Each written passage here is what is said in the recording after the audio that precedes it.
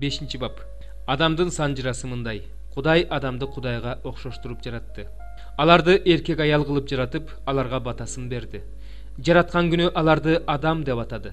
Адам 130 жашка чыкканда анын бейнеси боюнча ага окшош уул төрөлдү. Ал ага Шет деген ат койду. Шет төрөлгөндөн кийин Адам 800 жыл жашады. Андан дагы уул кыздар төрөлдү. Адам баардыгы болуп 930 жыл жашап көз жумду. Шет 105 жашка чыкканда андан Энош төрөлдү. Энош төрөлгөндөн кийин Шет 807 жыл жашады. Андан дагы уул кыздар төрөлдү. Шет баардыгы болуп 912 жыл жашап көз жумду. Энош 90 жашка чыкканда андан Кейнан төрөлдү. Кейнан төрөлгөндөн кийин Энош 815 жыл жашады. Андан дагы уул кыздар төрөлдү. Энош баардыгы болуп 905 жыл жашап көз жумду.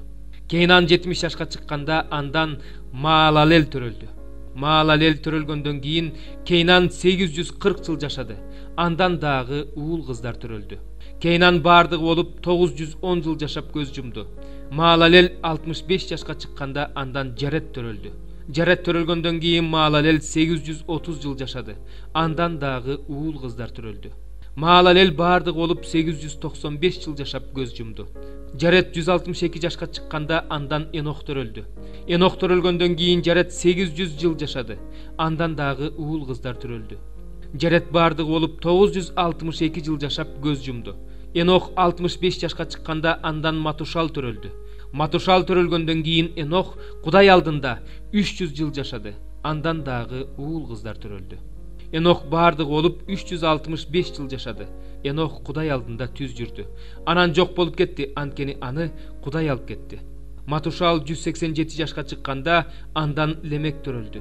Лемек төрөлгөндөн кийин Матушал 782 жыл жашады. Андан дагы уул кыздар төрөлдү.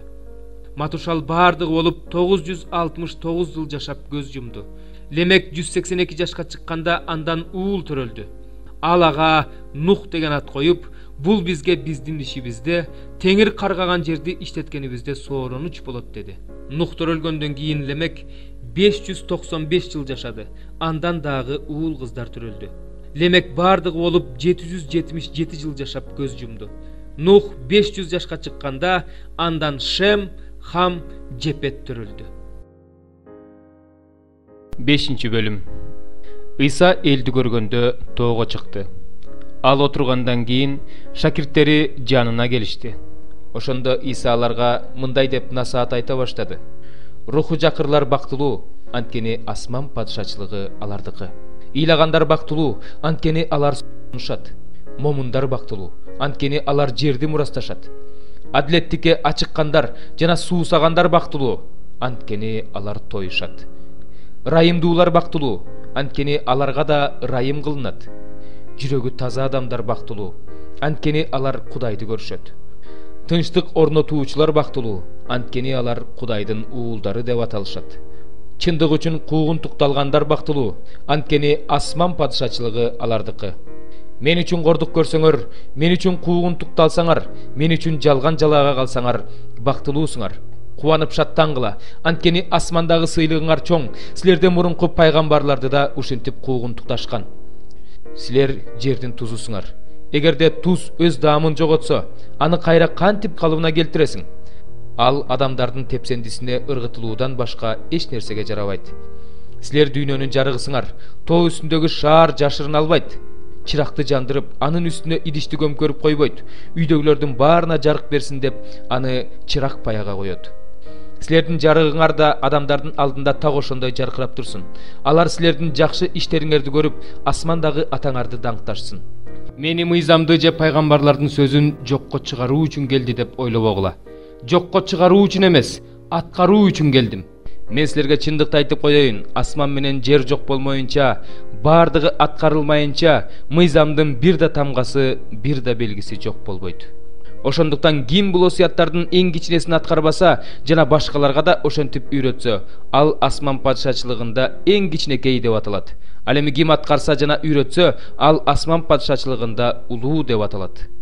Силерге айтып коеюн, эгерде силер мыйзам окутуучулар менен фарисейлерден да адилеттүү болбосоңор, анда асман падышачылыгына кирбейсиңер. Байыркы мезгилде жашагандарга киши өлтүрбө. Ким киши өлтүрсө, ал жазага тартылат деп айтылганын уккансыңар. Мен болсо силерге мындай деп айтамын. Бир тууганына жөнү жок ачууланган ар бир адам жоопко тартылат. Бир тууганын келесоо деген адам Синедрион алдында жоопко тартылат. Акылсыз деген адам болсо оттуу көлгө түшөт. Ошондуктан сен курмандык чалынуучу жайга курмандыгыңды алып келгениңде, бир тууганыңдын сага каршы бир нерсеси бар экенин ошол жерде эсиңе түшсө, анда курмандыгыңды курмандык чалынуучу жайдын алдына таштагында, барып адегенде бир тууганың менен элдеш. Ошондон кийин гана курмандыгыңды алып кел. Жолдо бара жатканыңда эле каршылашың менен элдешип алганга шаш, болбосо каршылашың сени сотко берет. Сот болсо сакчыга тапшырат, ошентип сени түрмөгө отургузуп коюшат. Сага чындыкты айтып коеюн. Акыркы квадрантыңды бермейинче ал жерден чыкпайсың. Байыркы мезгилде жашагандарга ойноштук кылбай деп айтылганын уккансыңар. Мен болсо силерге мындай деп айтамын. Аял кишиге кумарлануу менен караган адам өз жүрөгүндө ойноштук кылган болот. Эгерде оң көзүң сени күнөөгө түртсө, аны оюп алып ыргытып жибер. 12 мүчөң бүт бойдон оттуу көлгө түшкөндөн көрөк мүчөлөрүңдүн биринен гана ажыраганың жакшы. Эгерде оң колуң сени күнөөгө түртсө, аны кесе чап, ыргытып жибер. 12 мүчөң бүт бойдон оттуу көлгө түшкөндөн көрө мүчөлөрүңдүн биринен гана ажыраганың жакшы. Дагы мындай деп айтылган. Ким аялын кетире турган болсо, ага талак кат жазып берсин. Мен болсо силерге мындай деп айтамын. Ойноштук кылуу себеби менен эмес, башка бир себеп менен аялын кетирген адам аялынын ойноштук кылуусуна себепкер болот. Күйөөсү кетирип жиберген аялды алган адам да ойноштук кылган болот. Байыркы мезгилде жашагандарга антты бузба. Теңирдин алдында берген антыңды аткар деп айтылганында уккансыңар. Мен болсо силерге мындай деп айтамын. Эч качан ант бербе. Асманды оозанып ант бербе, анткени ал Кудайдын тактысы. Жерди оозанып да ант бербе, анткени ал анын бут коёр жери. Иерусалимди оозанып да ант бербе, анткени ал улуу падышанын шаары. Башыңды оозанып да ант бербе, анткени бир да тал чачыңды ак же кара кыла албайсың. Ооба деп айтуу керек болсо, ооба дегиле. Жок деп айтуу керек болсо, жок дегиле. Ал эми булардан башкасы амал көйдөн. Силер көзгө көз, тишке тиш деп айтылганын уккансыңар. Мен болсо силерге мындай деп айтамын. Жамандык кылган адам менен каршылашпа, же оң жаагыңа чапкан адамга сол жаагыңды тосуп бер. Сени менен соттошуп, көйнөгүңдү алгысы келген адамга сырт кийимиңди да бер. Сени өзү менен бирге бир чакырым жол жүрүүгө мажбурлаган адам менен 2 чакырым жол жүр.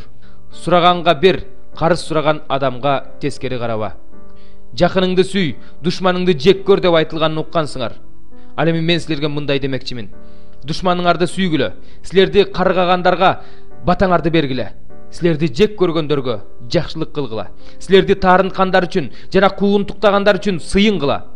Ошондо силер асмандагы атаңардын уулдары болосуңар. Анткени ал өз күнүн жаманга да, жакшыга да тийгизип, жамгырын адилеттүүгө да, адилетсизге да жаадырат. Силерди жакшы көргөндөрдү гана жакшы көрсөңөр, силерге кайдагы сыйлык? Салык жыйноочулар деле ошончо эмеспи? Эгерде бир туугандарыңар менен гана саламдашсаңар, анда эмне өзгөчөлөгүңөр бар? Бутпарастар деле ошончо эмеспи? Ошондуктан асмандагы атаңар кандай жеткилең болсо, силер да ошондой жеткилең болгула.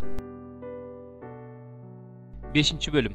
Бирок Акай пайгамбар менен Ыданын уулу Захария пайгамбар Жүйүт аймагында жана Иерусалимде жашаган жүйүттөргө Исраэлдин Кудайынын ысымынан пайгамбарчылык сөздөрүн айтышты. Ошондо Шалтиэл уулу Зоробабыл, Жотсадак уулу Жешуя Иерусалимдеги Кудай үйүн кура башташты. Аларды Кудайдын пайгамбарлары колдоп турушту. Ошол учурда аларга Дариянын наркы өзүндөгү дуван башчы Татнай менен Шетар Бознай жана алардын жолдоштору келип, бул үйдү курууга жана дубалдарын тургузууга силерге ким уруксаат берди дешти. Ошондо биз аларга бул имаратты куруп жаткан адамдардын аттарын айттык. Бирок Кудай жүйүт аксакалдарына көз салып турду. Тигилер бул ишти Дарийге жөнөткөнчө, андан бул иш боюнча чечим келгенче жүйүттөргө тыюу салбай турушту. Дариянын наркы өзүндөгү дуван башчы Татнай менен Шетар Бознай жана алардын Дариянын наркы өзүндөгү жолдошторунун апар саткалыктардын Дарий падышага жөнөткөн катынын мазмуну мындай. Алар жөнөткөн билдирүүдө мындай деп жазылган: Дарий падышага бардык жактан тынчтык болсун. Биздин Жүйүт аймагындагы улуу Кудайдын үйүнө барганыбыз падышага маалым болсун. Ал үй чоң-чоң таштардан курулуп жатат. Дубалдарына устундар коюлуп жатат. Бул жумуш тез жүрүп, алардын колдору менен ийгиликтүү бүтүп бара жатат. Ошондо биз алардын аксакалдарынан бул үйдү курууга жана дубалдарын тургузууга силерге ким уруксаат берди деп сурадык. Мындан тышкары алардын аттарын сурадык. Биз алардын башчыларынын аттары сага белгилүү болуш үчүн жазып алдык. Алар мындай деп жооп беришти: Биз асман менен жердин Кудайынын кулдарыбыз. Биз мындан көп жыл мурда курулган үйдү кайра куруп жатабыз. Аны Исраилдин улуу падышасы курган. Биздин ата-бабаларыбыз асмандагы Кудайдын каарына калганда, ал Бабыл падышасы Каздимдик Небухаднецардын колуна аларды салып берген. Ал бул үйдү талкалап, элин Бабылга туткундап кеткен. Бирок Бабыл падышасы Корештин падышачылыгынын 1-жылында Кудайдын бул үйүн кайра курууга Кореш падыша уруксаат берген. Небухаднецар Иерусалимдеги ибадатканадан алып чыгып, Бабыл ибадатканасына койгон Кудай үйүндөгү алтын күмүш идиштерди да Кореш падыша кайрадан Бабыл ибадатканасынан алып, өзү дубан башчы кылып дайындаган Шешпатсар дегендин колуна тапшырып, ага бул идиштерди Иерусалимдеги ибадатканага алып бар. Кудайдын үйү өзүнүн мурунку турган жеринде курула берсин деген. Ошондо ошол Шешпатсар келип, Иерусалимге Кудай үйүнүн пайдубалын курган. Ошондон бери ал курулуп жатат, бирок бүт элек. Ошондуктан падыша туура тапса, Иерусалимдеги Кудайдын бул үйүн курууга Кореш падышанын уруксаат бергени чын бекен падышанын Бабылдагы казына үйүнөн карап көрүшсүн. Ал тууралуу бизге падыша өз буйругун жөнөтсүн. 5-бөлүм. Сафира деген аялы бар Анания деген киши менчик жерин сатты. Анан ал аялы менен макулдашып, сатылган мүлктүн акчасынан жашырып алып калып, калганын элчилердин колуна тапшырды. Ошондо Петрага: Анания, эмне үчүн шайтанга жүрөгүңдөн орун берип, ыйык рухту алдап саткан мүлкүңдүн акчасынан жашырып алып калдың? Сатканга чейин талаа өзүңдүк эмес беле? Аны саткандан түшкөн акчага өзүң ээ эмес белең? Эмне үчүн ушундай ишке бардың? Сен адамдарды эмес, Кудайды алдадың, деди. Анания бул сөздөрдү угаары менен жерге жыгылып жан берди. Ошондо бул окуяны уккандардын бардыгын коркунуч басты. Жаш жигиттер орундарынан туруп, аны көргө коюуга даярдашты да алып чыгып көргө коюшту. Болжол менен 3 саат өткөндөн кийин болуп өткөн окуя жөнүндө эч нерсе билбестен анын аялы да келди. Петрандан: "Жериңерди ушунчага саттыңар беле?" деп сурады. Ал: "Ооба, ушунчага сатканбыз" деп жооп берди. Ошондо Петрага мындай деди: "Теңирдин рухун сынууга кантип батындыңар? Күйөөңдү көргө койгондор эшиктен кирип келе жатышат. Азыр сени да алып кетишет." Ошол замат аяланын бут алдына жыгылып жан берди. Жигиттер ичкери киргенде анын өлүп калганын көрүштү. Алар анын сөөгүн алып чыгып, күйөөсүнүн жанына коюшту. Ошондо бүт жыйынды жана бул окуяны уккандардын бардыгын коркунуч басты. Элчилер аркылуу эл арасында көптөгөн кереметтер жана жышаандар көрсөтүлүп жатты. Ишенгендердин бардыгы бир ой тилек менен Сулайман үйүнө чогулуп жүрүштү. Бирок чоочун адамдардын бирөө да аларга кошулууга дааган жок. Эл болсо аларды даңктап жатты. Эркектер да аялдар да Теңирге ишенип, ишенгендердин саны уламдан улам көбөйүп жатты. Петр өтүп бара жатканда жок дегенде көлөкөс түшсүн дешип, оорлууларды төшөнчү орундар менен көтөрүп чыгып, көчөлөргө жаткырып коюп жатышты. Иерусалимдин тегерегиндеги шаарлардан да көптөгөн адамдар оорлууларды жана жин оорлууларды алып келип жатышты. Алардын бардыгы айыгып жатты. Ошондо башкы ыйык кызмат кылуучу жана саддукейлер тобундагылар көрө албастык кылып, элчилерди кармап, мамлекеттик түрмөгө камап салышты. Бирок Теңирдин периштеси түн ичинде түрмөнүн эшиктерин ачып, аларды сыртка алып чыкты да: "Баргыла, ибадатканага кирип, элге өмүр жөнүндөгү ушул сөздөрдүн баарын айткыла" деди. Алар бул сөздөрдү уккандан кийин эртең менен эрте ибадатканага кирип, элди окута башташты. Ошол учурда башкы ыйык кызмат кылуучу жана анын жанында жүргөндөр келип, Синедрионду жана Исраил аксакалдарын чакырышты да элчилерди алып келиш үчүн түрмөгө кызматчыларды жиберишти. Бирок кызматчылар барып, аларды түрмөдөн таппай кайтып келишти да: "Биз түрмөнүн эшиктери абдан бекем бекитилгенин жана эшиктердин алдында сакчылар турганын көрдүк. Бирок ачып киргенибизде ичинен эч кимди таппадык" деп билдиришти. Ибадаткананын күзөт башчысы жана башкы ыйык кызмат кылуучулар бул сөздөрдү угушканда, "Бул эмне деген шумдук" деп айран таң калышты. Ошол учурда бирөө келип аларга: "Силер түрмөгө камап койгон кишилер ибадатканада элди окутуп жатышат" деп билдирди. Ошондо күзөт башчысы кызматчылар менен барып, аларды күч колдонбой ээрчитип келди. Анткени таш бараңга алып коюшабы деп элден коркту. Аларды Синедриондун алдына алып келди. Ошондо башкы ыйык кызмат кылуучу аларга мындай деди: "Биз силерге бул ысым жөнүндө окутпагыла деп катуу тыюу салбадык беле? Силер болсо өзүңөрдүн окутууңарды бүт Иерусалимге жайылтып жибердиңер. Ал адамдын канын биздин мойнубузга коюуга ниеттенип жатасыңарбы?" Ошондо Петр менен элчилер мындай деп жооп беришти: "Биринчи иретте адамдарга эмес, Кудайга баш ийүү керек.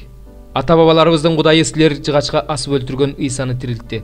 Исраил элин тобо кылдырып, күнөөлөрүн кечирүү үчүн Кудай ал башчыны жана куткаруучуну жогору көтөрүп, өзүнүн оң жагына отургузуп койду. Ал жөнүндө айтылгандын бардыгына биз да Кудай өзүнө баш ийгендерге берген ыйык рух да күбө. Алар муну укканда аябай ачууланышып, элчилерди өлтүрүүнү ойлошту. Ошондо бүт эл урматтаган мыйзам окутуучу Гамалиел деген бир фарисей Синедриондо ордунан туруп, элчилерди бир аз убакытка сыртка чыгарууну буйруду. Анан аларга мындай деп кайрылды: Исраил эркектери, бул адамдарга кандайдыр бир чара көрөрдөн мурун жакшылап ойлонгула. Анткени мындан бир аз мурун өзүн бир улуу адам катары көрсөтүп, Теда деген неме чыкты. Аны 400гө жакын адам ээрчиди. Бирок ал өлтүрүлдү. Аны ээрчигендер да чачырап жок болушту. Андан кийин эл каттоонун убагында Галилеядан Жүйүт деген неме чыгып, көп элди ээрчитти. Бирок ал да өлдү. Аны ээрчигендер да чачырап кетишти. Ошондуктан азыр силерге айтарым, бул адамдарга тийбегиле. Буларды өз жайына койгула. Эгерде бул адамдык иш-аракет болсо, анда ал бузулат. Эгерде Кудайдан болсо, анда силер аны токтото албайсыңар. Кудайга каршы чыгуучулардан болуп калуудан сак болгула.